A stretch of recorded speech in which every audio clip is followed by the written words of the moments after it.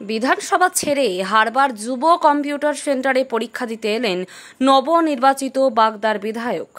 রাজ্যের উপনির্বাচনে বাগদা কেন্দ্র থেকে তৃণমূল কংগ্রেসের প্রতীকে জয়লাভ করেছেন ঠাকুরনগর ঠাকুরবাড়ির অন্যতম সদস্যা মধুপর্ণা ঠাকুর।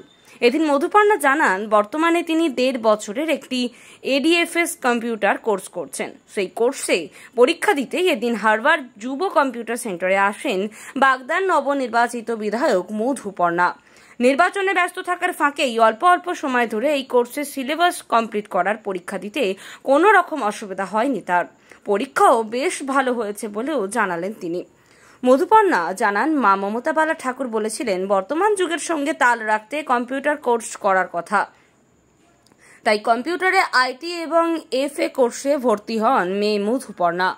সব মেয়েরা ইচ্ছে থাকে নিজের পায়ে দাঁড়ানো, সেই জায়গা থেকেই তিনি আগামী দিনেও চাকরি সহ উচ্চ শিক্ষায় এগিয়ে যাবেন বলেও জানান। তিনি এমএসসিও করছেন, পাশাপাশি বর্তমানে বিধায়ক হিসেবে কাজও করতে হচ্ছে তাকে। তাই ব্যালেন্স করে পড়াশোনার পাশাপাশি বাগদার মানুষের পাশে থাকে তার নানা সমস্যার সমাধানের কাজও চালিয়ে যাবেন বলেই এদিন জানান এই নতুন বিধায়ক। ব্রিজ, রাস্তা, লাইট সহ নানা সমস্যার কথা ভোট প্রচারে গিয়ে মানুষের কাছ থেকে শুনেছিলেন তিনি। জয়ী হবার পর সর্বপ্রথম এই সমস্যাগুলোর সমাধানই লক্ষ্য দেবেন বলেও এদিন জানালেন মধুপর্ণা। এখন নিয়ম করে যেতে হচ্ছে বিধানসভার সর্বকনিষ্ঠ সদস্য হওয়ার প্রতিনিয়ত ফিরছেন তিনি। কোনো ক্ষেত্রে সমস্যা হলে বিষয়টি জিজ্ঞাসা করে নিচ্ছেন অন্যান্য সতীর্থদের কাছ থেকে। নতুন নানা বিষয়ে শিখতে পেরেও বেশ উচ্ছ্বসিত নতুন বিধায়ক মধুপর্ণা ঠাকুর। পাশাপাশি ঠাকুরবাড়ির আর এক সদস্য দাদা শান্তনু ঠাকুর ও মতুয়া বাড়ির পারিবারিক দ্বন্দ্ব নিয়ে বলতে গিয়ে এদিন মধুপর্ণা জানান, আগামী দিনে তিনি চেষ্টা করবেন সব রকমভাবে দ্বন্দ্ব মিটিয়ে একসঙ্গে চলার। তবে রাজনীতির সঙ্গে পারিবারিক বিষয়টিকে আলাদা করেই দেখতে চান ঠাকুরবাড়ির এই সর্বকনিষ্ঠ রাজনৈতিক সদস্যা। তিনি বলেন, সোমবার থেকে আবারও ফের নিয়ম করে বিধানসভায় যাবেন। বিধানসভা থেকে সোজা হাবড়াতে এলেন এবং হাবড়া পরীক্ষা সেন্টারে এলেন, পরীক্ষা দিলেন, কেমন হলো? পরীক্ষা ভালো হয়েছে। কি 1.5 বছর থেকে মানে কোর্স থাকে, 1.5 বছর এডিএফএস কোর্স এটা মানে প্রতিদিন মানে একটু পড়লে মানে কভার আপ হয়ে যায়, সেজন্য অত কষ্ট হয়নি, আগে থেকে প্রিপারেশন ছিল, সেজন্য এক্সামটা ভালো হয়েছে।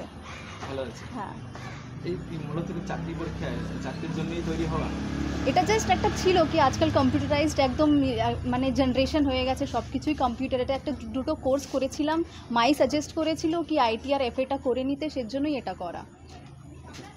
এতদিন তো এই নতুন একদম নবনিযুক্ত আপনি তৃণমূলের বিধায়িকা হলেন, এর আগে তো চিন্তা ছিল চাকরি হওয়া বা কিছু, মানে সেটা আর কি মানে এখনো ধরে রেখেছেন যে আগামী দিনে কি চাকরি করারও কি স্বপ্ন আছে? হ্যাঁ, একটা মেয়ের তো চাকরি সবাই থাকে কি ইন্ডিপেন্ডেন্ট হোক, নিজের একটা সেলফ ডিপেন্ডেন্ট একটা নিজের একটা ইনকাম হোক, সেটা সবাই চায়, আমি চাই, সবাইরা চায়। এখন যখন আমি হয়ে গেছি এটা, বাট ওইটাও আমার চালিয়ে যেতে হবে। যখন এমএসসিও আমি কন্টিনিউ করে যাচ্ছি, এই এক্সামটাও আমি কন্টিনিউ করে যাচ্ছি, বাই বোথ সাইড আমি ব্যালেন্স করেই যাবো, আগে এগিয়ে যাবো। মানে আগামী দিনে চাকরির সুযোগ থাকলে চাকরি, হ্যাঁ আমি চাকরি করবো, আমার সুযোগ তাহলে কেন আমি ছাড়বো, সুযোগ পেলে আমি করবো।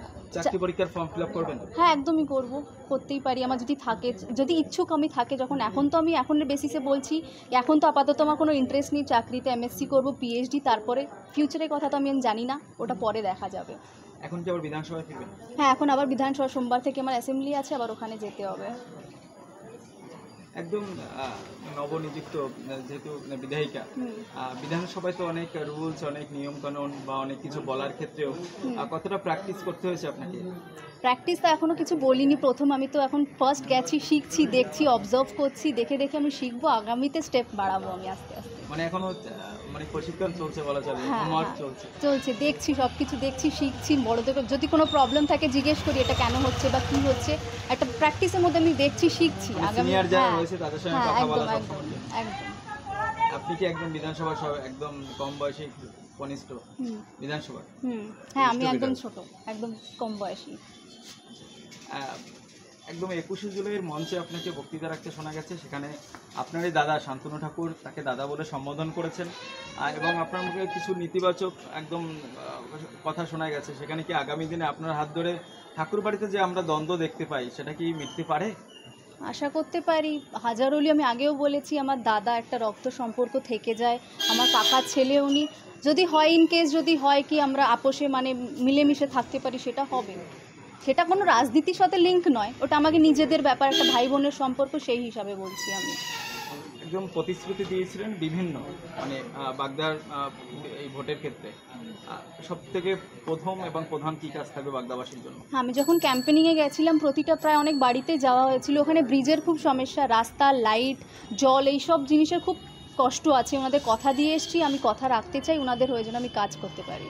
কী কাজ থাকবে প্রথম? ব্রিজ বললাম তো, ব্রিজের খুব সমস্যা, ওনাদের ব্রিজ, অনেকগুলো ব্রিজ এখনও হয়নি বা আধা কমপ্লিট হয়ে বসে রয়েছে, সেইগুলো আমি ওনাদের কাছে মানে যে আমি কাজ করতে চাই, ব্রিজগুলো কমপ্লিট যেন, ওরা কোনো সমস্যা না হোক বাসিন্দাদের জন্য, সেজন্য করতে চাই।